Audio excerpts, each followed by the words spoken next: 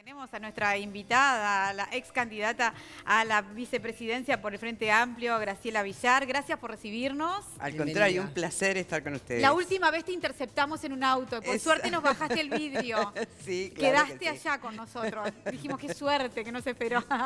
Bueno, sí, claro, muy bien. sí. Gracias por acompañarnos en esta tarde. Es una tarde muy especial porque, como ves, estamos abordando el tema de violencia de género, violencia en general que está viviendo nuestra sociedad en estos días, lamentablemente, y teníamos varias preguntas, ¿no?, a los televidentes, ¿por qué estamos tan violentos en este mes de diciembre? Pero con referencia a la nota que estaba haciendo Daro en este momento. Sí, ¿cuál es tu opinión? Bueno, yo estoy absolutamente de acuerdo. Este decreto se viene trabajando ya sobre un estudio que se había hecho hace 2 años atrás con respecto a cómo vivíamos las mujeres en los espacios públicos, ¿no? Y cuáles eran las horas en las que íbamos para evitar sentir que estábamos violentadas. Creo que esto lo que hace es poner en un decreto de la Junta Departamental hacia Montevideo, matrizar una conducta que está funcionalmente cuestionable. Es cuestionable. Vos mencionabas hoy cómo no nos ponemos en el lugar del otro. Yo recuerdo que un movimiento de mujeres hizo la prueba de ponerse a piropear a los hombres en la Plaza Cagancha hace unos años, y la sensación de violencia que sentían esos jóvenes cuando los abordaban diciéndoles los piropos que naturalmente nosotros decimos, ¿no? Y después ese intercambio que se dio. Es decir, hay un nivel de violencia que se ha naturalizado en generaciones anteriores que hoy ya no nos resulta tolerable y que no lo vemos como un reconocimiento ni una galantería, porque en general además se excede o habla de determinadas partes de nuestro cuerpo en tonos casi libidinosos. Y bueno, y en esto de buscar los derechos de las mujeres y la igualdad, también queremos generar ese ida y vuelta, ¿no? Nosotras no andamos mirándole la cola a los varones o metiéndonos con él. Entonces, ¿por qué no tenemos un trato igualitario? Y ese trato igualitario a veces necesita tener una sanción social más fuerte. Y esto lo que está haciendo es expresando esto. Bueno, el Parlamento de la Ciudad de Montevideo no es indiferente a esto y está diciendo que esto merece ser sancionado. Y este trabajo, este proceso hacia este decreto, ¿cómo fue? Digo, porque no sé si en la Junta Departamental, no sé cómo es la proporción de hombres y mujeres, pero somos no el 50, es la bancada más paritaria del país. En Montevideo es el 50% mujeres, el 50% de hombres. ¿Que fue por casualidad o porque fue porque no se aplicó la fórmula del 3 y 1 en forma minimalista, y muchas mujeres encabezamos en el periodo pasado las listas? Pero es un parlamento paritario. Y eso es bien importante. Muy importante. Pero en realidad se trabajó con una investigación que se hizo en torno a los temas de movilidad. ¿Qué pasaba con las mujeres arriba de los ómnibus? ¿Qué pasaba de noche? ¿Qué pasaba con las gurisas cuando salen de la facultad a las 10, las 11 de la noche y se tienen que ir al cerro o a Casabó? ¿Cuáles eran las percepciones que sentían de violencia, ¿no? Y cómo estaban más expuestas.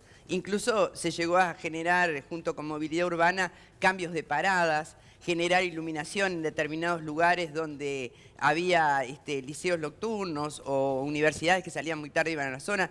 Se trabajó intensamente porque el tema del espacio público como un espacio democrático tiene que ser un espacio libre de violencia. Y bueno, y si hay un sector de la población, que es el 50%, que puede sentirse violentado por la práctica tradicional que está naturalizada en cuanto al piropo o el querer tocarte, o cuando te cargan y te siguen sí. Y a vos te entra un pánico cuando no le cortás el rostro, cosa que le pasa a los más jóvenes. A mí ya no me pasa eso.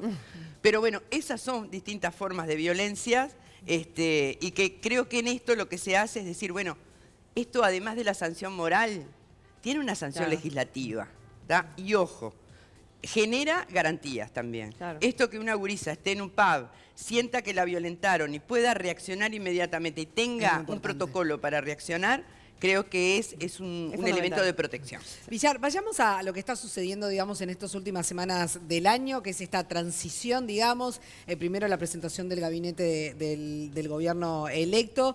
¿Cómo lo estaba viviendo? En algún momento se habló mucho de que se podían perderse, digamos, los derechos adquiridos por parte del Frente Amplio. ¿Usted cree que es así? Bueno, hay dos escenarios. Primero, que le estamos dando al mundo y a la región en particular una demostración de que efectivamente Uruguay es una democracia seria y que tiene esta capacidad de una transición que, independientemente de que tenemos visiones distintas de cómo llevar adelante el país, se está haciendo con total transparencia.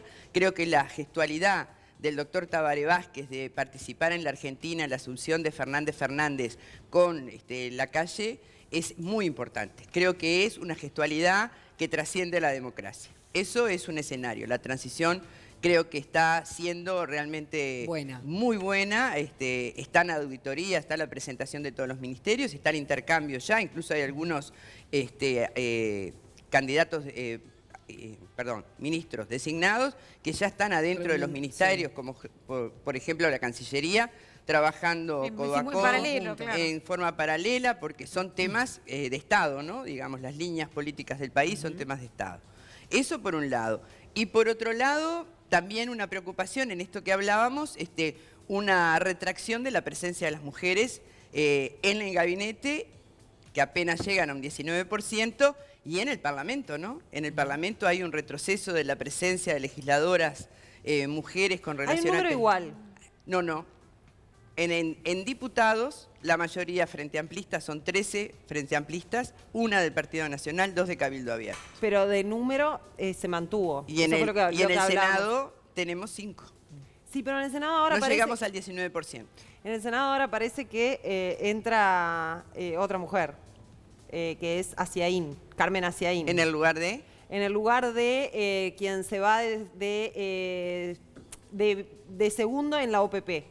Que no se llama, el subdirector de la OPP. Está, ahí. Igual. Claro, o sea, queda igual. Digamos que la algo, cuota queda igual. Sí, igual salen no algunas mejoró, mujeres y entran hombres, ¿no? Sí, en eso sí, claro. Obvio. El suplente de Irene Moreira es un hombre. Es un hombre. Digamos que seguimos igual y entonces lo que no quiere decir llegamos es que a un 20%. la ley de cuotas no está sirviendo. Y no, Ese se es aplica en forma minimalista. Obvio. En realidad, al no encabezar, sobre todo las mujeres del interior, son las que menos posibilidades tienen. También hablábamos que pasó que el Frente Amplio tuvo más atomización de listas en el interior y entonces el que no aplica la cuota en forma minimalista igual no llega. No llega. Y siendo paritarias, ¿no? Las listas del Frente fueron paritarias, pero si no la encabeza una mujer, es uno por departamento. En ese caso Estamos ahí... como en una situación medio similar.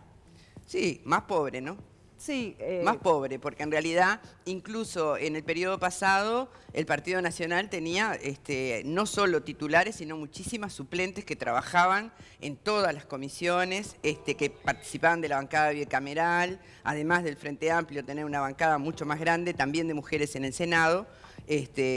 Esos estancamientos también suponen retrocesos, ¿no? Entonces, bueno, también es una preocupación. Ahora, el hecho que tengamos por primera vez una vicepresidenta mujer, que iba a ser en cualquiera de los dos casos, ¿no?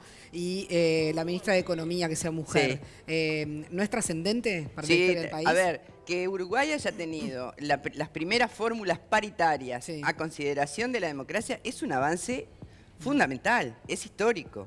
Es histórico, creo que abre... El Ministerio de Economía, ¿no? Es uno de los ministerios más importantes. En Economía también es realmente relevante, también creo que va a ser la primera mujer en Economía en la historia de este país, por lo menos en los periodos democráticos. Yo creo que esos son avances, pero que no tienen como contrapartida una representación en otros ámbitos que a veces desde lo simbólico son muy impactantes, pero en la práctica nosotros vemos que no hay avances como debería haber de mujeres en espacios relevantes, además de esos de carácter simbólico, ¿no? Es más, los niveles de exigencia para cualquiera de nosotras son multiplicados por 5 con relación a la competencia con un varón, sobre todo cuando estás disputando espacios de poder. Sí, bueno, se notó en tu candidatura y también en la de Beatriz Argimón los cuestionamientos que se les hacían a ambas y por dónde iba, ¿no? No iba por el mismo lugar, ¿verdad? No. Es relevante la constatación que en un país que ha avanzado tanto en la agenda de derechos de las mujeres, desde el punto de vista legislativo y desde el discurso también de los actores políticos, como el machismo atraviesa consciente e inconscientemente todas las acciones donde las mujeres disputamos espacios en competencia con hombres y mucho más en competencias de poder, ¿no? Y de eso no se salva nadie. Algunos se llamaron la atención porque yo dije, sentí el machismo puro y duro, y lo sentí. Eso que nosotros decimos en el siglo XXI hay algunas cuestiones que ya fueron superadas desde lo intelectual, desde el discurso. En las prácticas, en realidad, todavía queda mucho por hacer, ¿no? Por suerte, las nuevas generaciones de hombres creo que vienen con una empatía mayor en esto de compartir en pie de igualdades las tareas de la casa, porque creo que empieza por ahí, la paternidad y la maternidad responsable y también el espacio de poder.